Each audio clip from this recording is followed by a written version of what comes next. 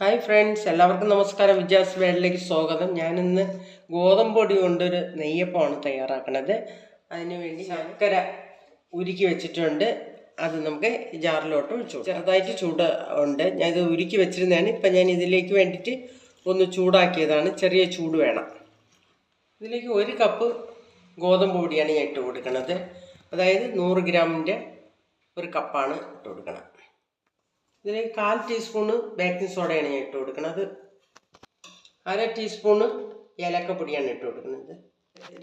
രസകദളി പഴമാണ് ഞാൻ ഇട്ട് കൊടുക്കുന്നത്. ചെറിയ പഴം ആയതുകൊണ്ടാണ് 4 എടുത്തത്. അല്ലെങ്കിൽ 2 പഴം മതി, വലുതാണെങ്കിൽ 2 പഴം മതി.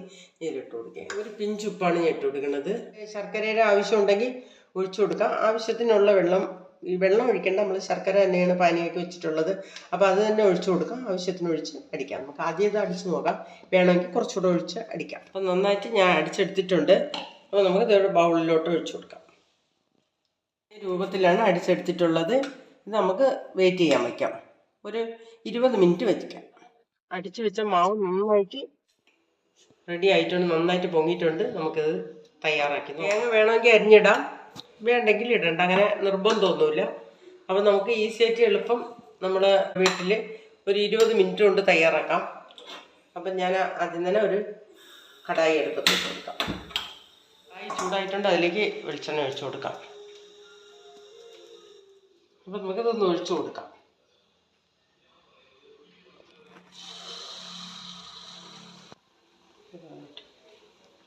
ഇപ്പം റെഡി ആയിട്ടുണ്ട്. നന്നായിട്ട് പൊള്ളിയിട്ടുണ്ട്.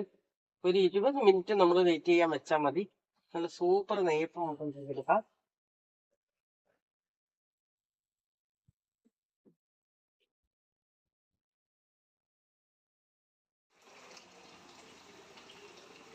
അപ്പം നമ്മുടെ ഗോതമ്പ് നെയ്യപ്പം റെഡി ആയിട്ടുണ്ട്. ഇത് നല്ല സോഫ്റ്റായിട്ട് ഉള്ളൊരു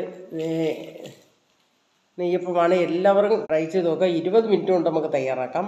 20 മിനിറ്റ് ഒന്ന് വെയിറ്റ് ചെയ്യാൻ വയ്ക്കണം. അതുകൊണ്ടാണ് ഒരു 15 മിനിറ്റെങ്കിലും മാക്സിമം വയ്ക്കണം.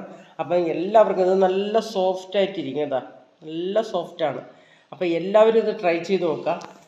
ഈ വീഡിയോ എല്ലാവർക്കും ഇഷ്ടപ്പെട്ടെങ്കിൽ ലൈക്ക് ചെയ്യുക, ഷെയർ ചെയ്യുക, സപ്പോർട്ട് ചെയ്യുക. നന്ദി, നമസ്കാരം.